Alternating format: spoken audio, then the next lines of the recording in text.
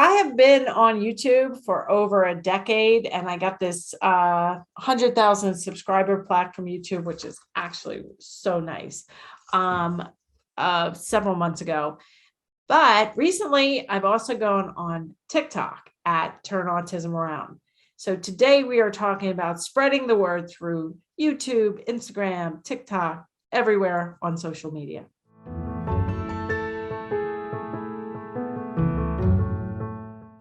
Hi, I'm Dr. Mary Barbera, autism mom, behavior analyst, registered nurse, and best-selling author. Each week, I provide you with some of my ideas about turning things around. So if you haven't subscribed to my YouTube channel, you can do that now.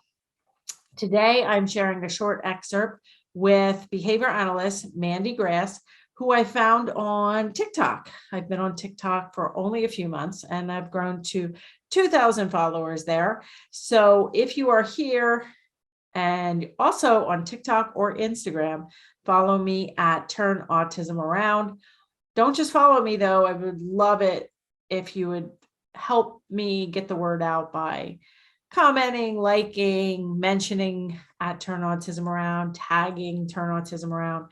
But let's talk to Mandy for a short excerpt from podcast 191 about her TikTok channel and how she is getting the message out on TikTok too.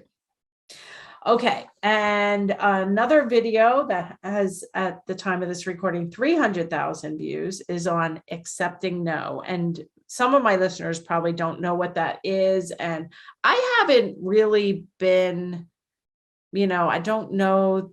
I may have a blog or a podcast, where I mention it, but it's not really a topic I cover that much, especially to the general audience. I do more so within my courses. But so can you tell us what accepting no is, and then what your video was about? Sure. So it's tolerating no, right? There are times that the answer is no. And so the example was I'd been working with my 6-year-old on really tolerating when I said no to something, because there had been sort of tantrums or over the top reactions when she was told no. And so, for example, she had asked to use Play-Doh. It was nearly bedtime. I find Play-Doh really messy and drives me a little bit nuts. And I just didn't have it in me to battle the Play-Doh mess at that time. And so I said no. And she said, okay, mom. And I talked about how I reinforced that at a high rate. The example I gave in the video, which I got a lot of hate on, was like, sometimes it is a piece of candy, but sometimes it's praise and sometimes it's options.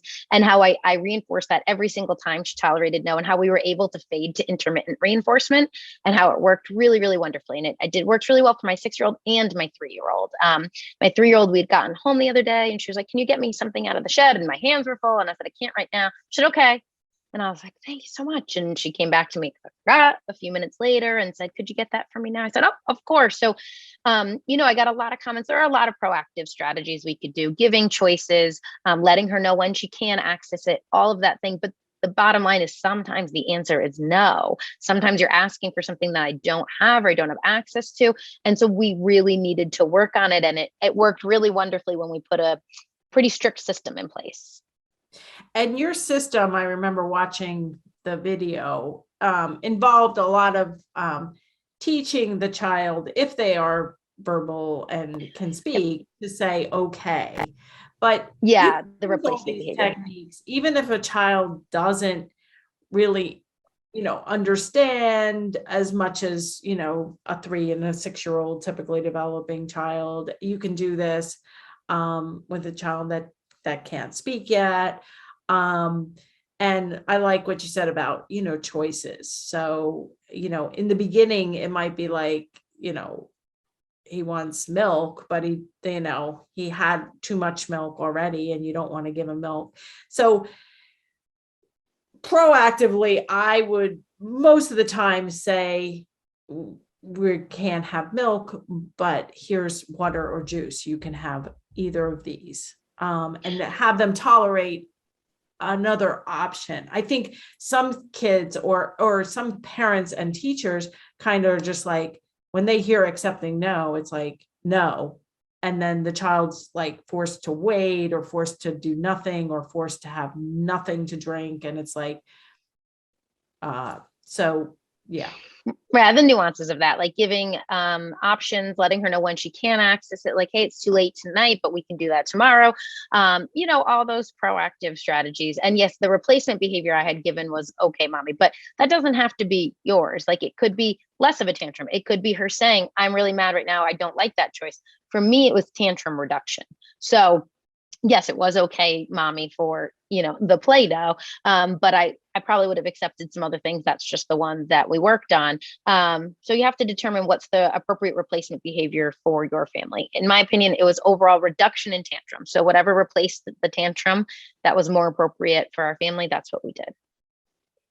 Yeah. And a little while back, we did a podcast episode with Rachel in terms of tantrums, throwing and hitting, with her 3-year-old, typically developing son. And we can link that in the show notes as well. But I know you watched that podcast episode, and it's just to illustrate that, I know this podcast is called Turn Autism Around, but really all of these behavior techniques work.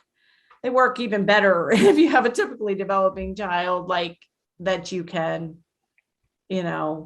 use all these techniques with. There's no reason to put up with tantrums, hitting, biting from anybody. Because they have autism does not mean they need to be aggressive or self-injurious or whatever. We have to get to the bottom of it. I have a video about that too. I haven't posted yet, but about age appropriate. Like, yes, it might be age appropriate to throw a temper tantrum. It might be age appropriate to bite someone. That doesn't mean we don't work on it. It doesn't mean that there aren't consequences in replacement behavior and teaching.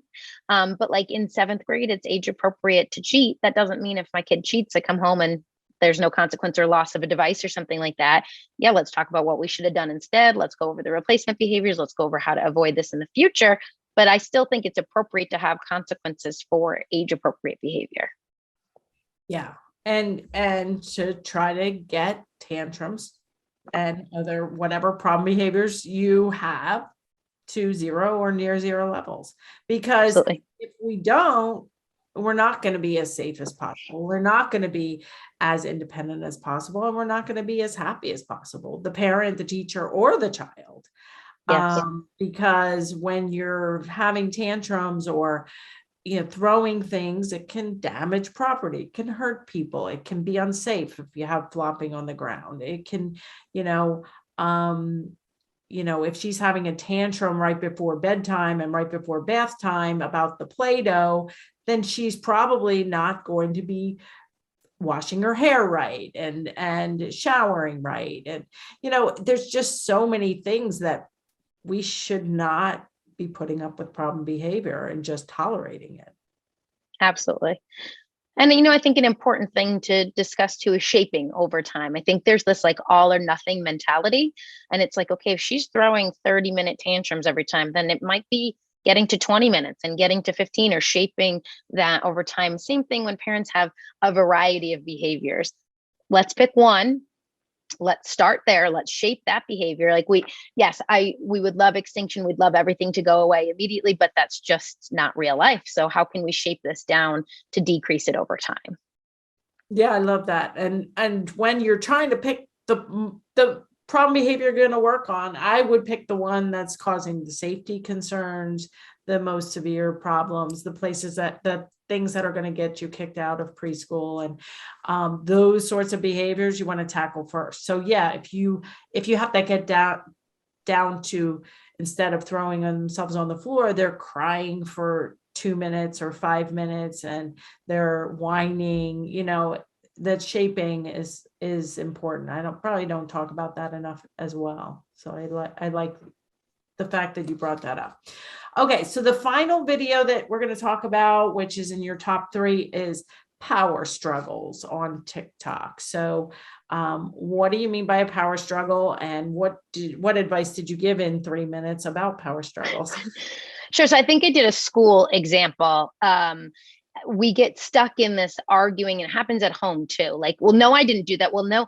And we're going back and forth. And so that type of behavior obviously is individualized. We do an FBA to have our data, but most often is attention maintained. So going back and forth is just giving that more attention. So the example somebody had, I wish I could tell who told me it, but the example was like, if you're playing tennis and you put your racket down, you're no longer playing tennis. So that was my advice, is put your racket down, right? In a perfect world, say, I will talk to you when you're able to sit on that chair. I try to avoid the word calm, although I will say as a parent, I say it all the time. I don't so much as a BCBA when I'm at school, but do default to like, I can talk to you when you, whatever. I will talk you through how to calm down, all of those sort of things. But engaging in that back and forth is not going to end that battle. It's just breathing more life into it. So it's okay to walk away from that and say, I'll talk to you in 5 minutes. I'll talk to you in a little bit, whatever that may look like. That doesn't mean that there's not consequences for that. A really important thing we don't talk about enough, I think, is delayed consequences. So I think teachers get stuck in this a lot. And it's like, okay, well, if we issue the consequence right now, right? So I didn't throw that thing. Yes, you did. No, I didn't. Okay, you have a lunch stint. We are just going to continue to escalate this entire altercation. We have 20 other kids. It's not appropriate. That doesn't mean if you don't issue a consequence just then, that doesn't mean there won't be one. It's okay for there to be delayed consequences. So you just have to think about that a little bit. The function of behavior is so, so important. And I think it gets overlooked a little bit in our day-to-day life. I hope you enjoyed that short excerpt from podcast 191 with Mandy Grass. If you did, I would love a comment, a share, a like.